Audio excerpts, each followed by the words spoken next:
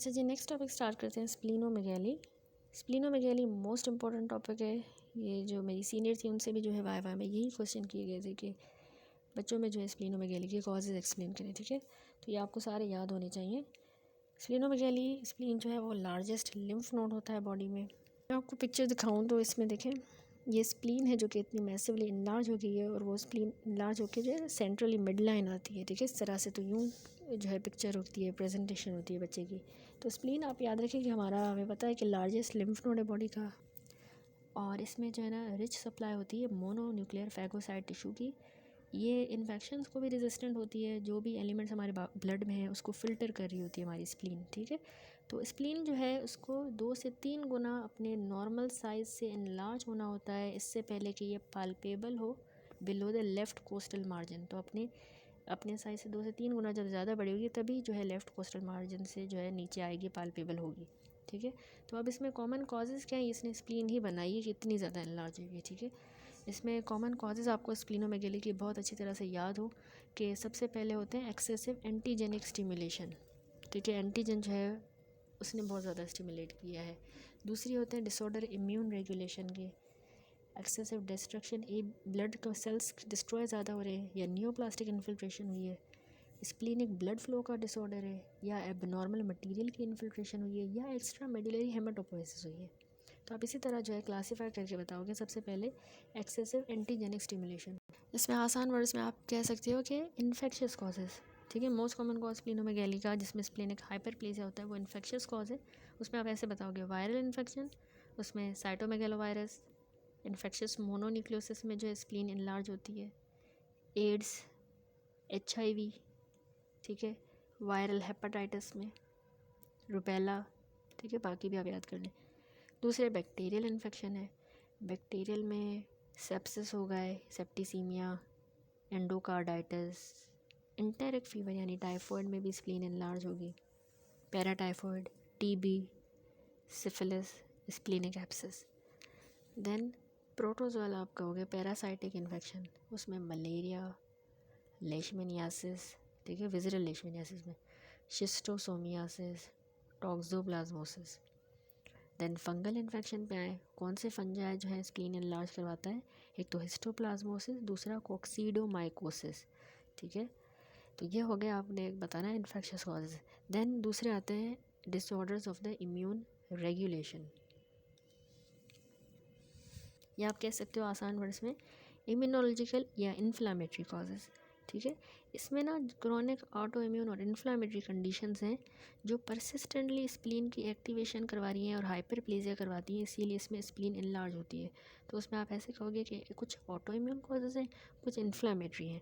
Auto immune में हमारे पास आता है idiopathic rheumatoid arthritis, juvenile idiopathic arthritis हो गया, SLE, auto immune lymphoproliferative syndrome.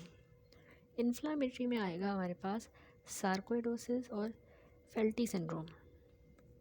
Then अगली कैटेगरी आती है excessive destruction of the blood cells, या आप कहो हेमाटोलॉजिक या हीमोलाइटिक कॉजेज़, क्योंकि स्प्लीन जो है ना उसको फिल्टर कर रही है, पुराने RBC को तो क्लियर कर रही है, तो वो हाइपर स्प्लीनिज्म होगा। इसमें आएंगी हमारे पास haemolytic anaemia, most common cause of massive splenomegaly वो है हीमोलाइटिक अनीमिया, ठीक है। थैलेसीमिया हो गया, sickle cell anaemia, auto immune haemolytic anaemia, heredity spherocytosis, ठीक है, ABO इनकम्पैटिबिलिटी।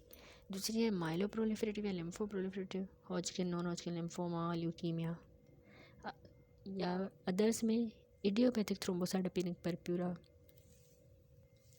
तो ये हो गए हीमोलाइटिक या हेमाटोलॉजिकल कॉज। पहले थे इन्फेक्शियस, फिर जो है इम्यून, हमने कहा कि इम्यूनोलॉजिकल या इन्फ्लामेटरी, देन आ गए हीमोलाइटिक, फिर आते हैं नियोप्लास्टिक इन्फिल्ट्रेशन, ठीक है, इन्फिल्ट्रेटिव। उसमें अच्छा इन्फिल्ट्रेटिव अलग है, नियोप्लास्टिक इन्फिल्ट्रेशन अलग है।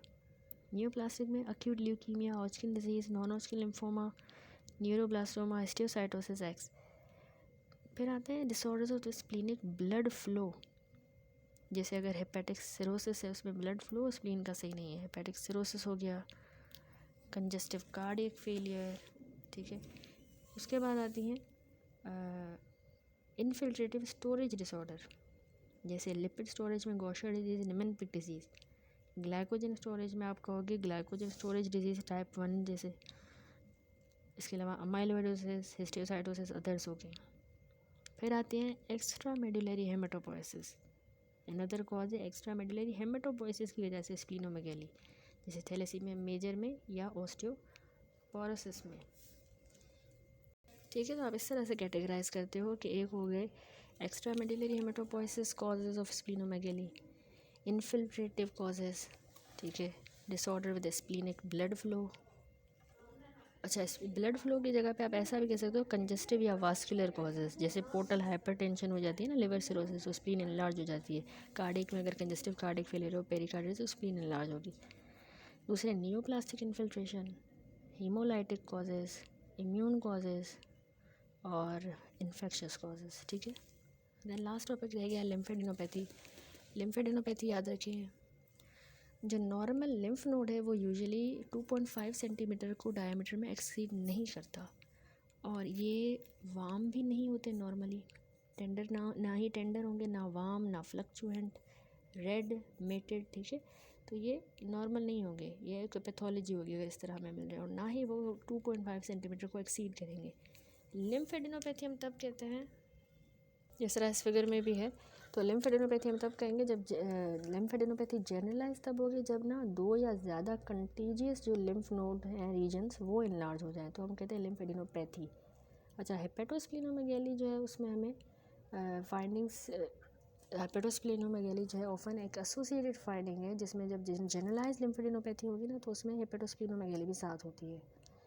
सिंगल या मल्टीपल कंटीजियस नोडल इन्वॉल्वमेंट हो, नोडल रीजन्स, वो कॉन्स्टिट्यूट करते हैं रीजनल लिम्फेडिनोपैथी।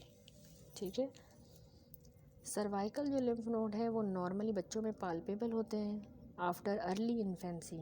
ये मोस्ट कॉमन साइट होते हैं एब नॉर्मल लिम्फेडिनोपैथी के।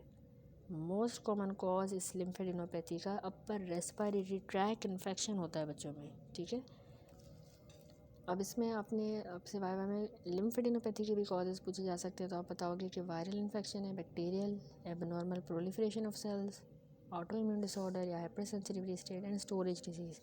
तो वायरल इन्फेक्शन में आप बताओगे कि मोस्ट कॉमन कॉज है अपर रेस्पिरेटरी ट्रैक इन्फेक्शन या इन्फेक्शस मोनोन्यूक्लियोसिस।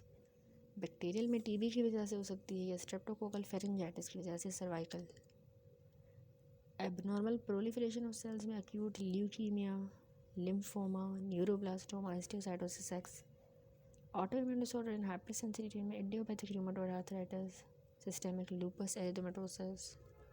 स्टोरेज डिजीज़ में आता है Gaucher disease and Niemann Pick disease.